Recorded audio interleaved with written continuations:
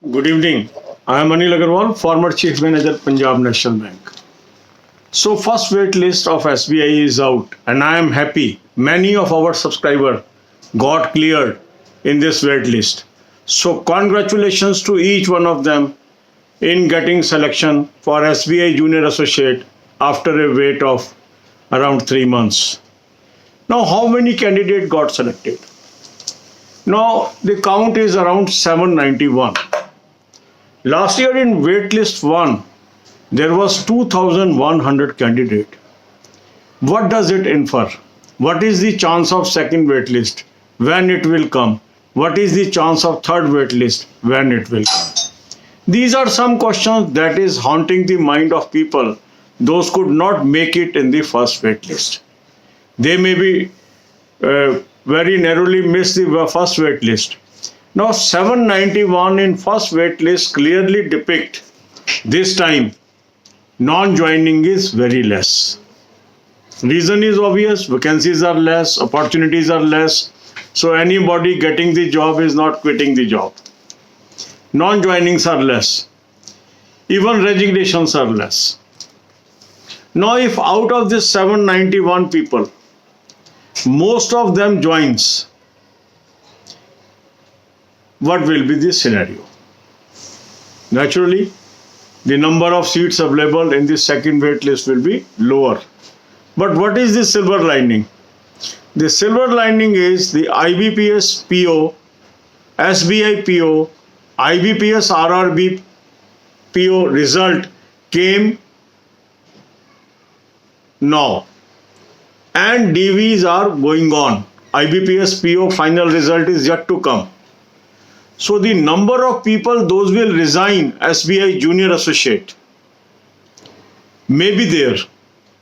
And that's why it can so happen the second list may be bigger than first list. So hope is alive. Hope is alive. So be cheerful. Don't be sad if you have missed the bus this time.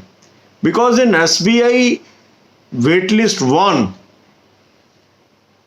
and the joining, there were not even a single case when result came. So I doubt anybody might have resigned after joining SBI Junior Associate. So this 791 may be only on account of non-joining.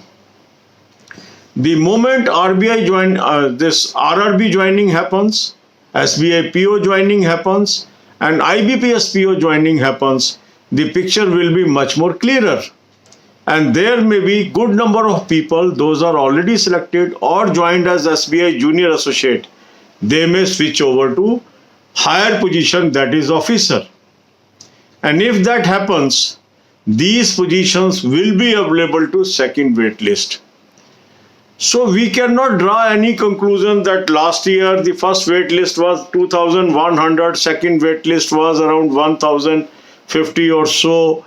The same trend will continue. No, this year's situation is different. Even second wait list can be same as wait list 1 or even larger than this. So your hopes are alive. But as a precaution, what you should do? You should continue focus on your studies.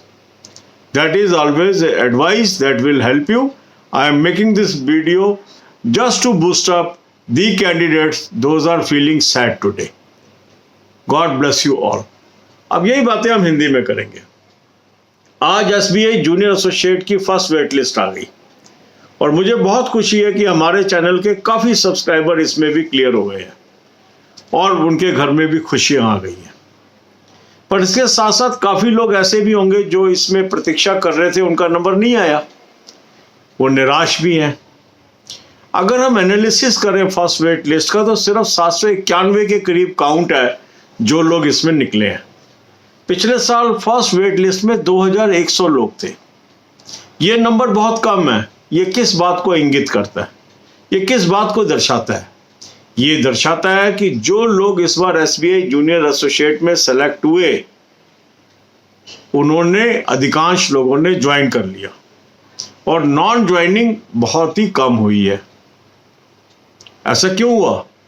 क्योंकि जब SBI junior associate की joining I उससे पहले कोई result नहीं आया हुआ था, लोग इंतजार कर रहे थे कोई नौकरी लगे, तो जैसे ही पहली नौकरी लगी उन्होंने ज्वाइन कर लिया। मगर यही कैंडिडेट, इनमें से कुछ एसबीआई पीओ में भी सिलेक्ट हो गए हैं, कुछ आरआरबी पीओ में सिलेक्ट हो गए हैं, कुछ आईबीपीएस पीओ में सिलेक्ट होने वाले हैं। अभी तक इन लोगों ने रिजाइन नहीं किया, अब ये लोग रिजाइन करेंगे। जैसे जैसे ये लोग रिजाइन करेंगे वो वैकेंसी सेकंड वेट लिस्ट में अवेलेबल होंगी।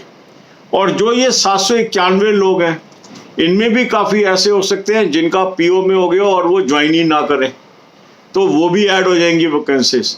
तो ऐसी भी संभावना हो सकती है कि सेकंड वेटेड लिस्ट इस फर्स्ट वेट लिस्ट से बड़ी भी हो जाए। तो इसलिए जिन लोगों का इस वेट लिस्ट में नंबर नहीं आया है उनको निराश होने की जरूरत नहीं है, उनकी होप अभी भी अलाइव है। क्यों अलाइव है?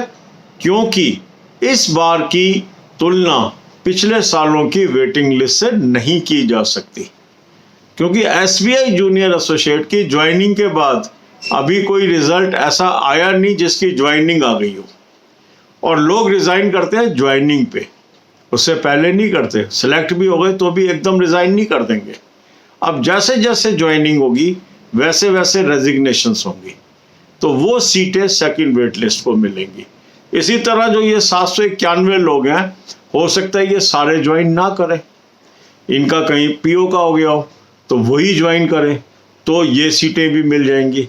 तो जो लोग अभी मार्जिन पर रह गए हैं उनके लिए अभी भी आशा की किरण बाकी है। तो मेरा मानना यह है कि अभी से निराश ना हो। आपको हो सकता है सेकंड वेट लिस्ट इससे भी बड़ी आ जाए, बड़ी आ गई तो उसमें आपकी नैया पार हो जाए और आपको ये जॉब मिल जाए। जहां हमें आशावान बने रहना है वहां यह भी जरूरी है कि हमें आने वाले एग्जाम्स के लिए तैयारी भी करते रहना है। ये ना हो कि हम ओवर कॉन्फिडेंट हो जाएं और हमें लगे कि हमारा तो हो ही जाएगा एसबीआई जूनियर एसोसिएट में, और बाकी एग्ज़ाम की तैयारी ना करें और फिर बाद में निराशा हाथ लग जाए। तो अगले साल के एग्ज़ाम्स की तैयारी अभी से शुरू कर दीजिए।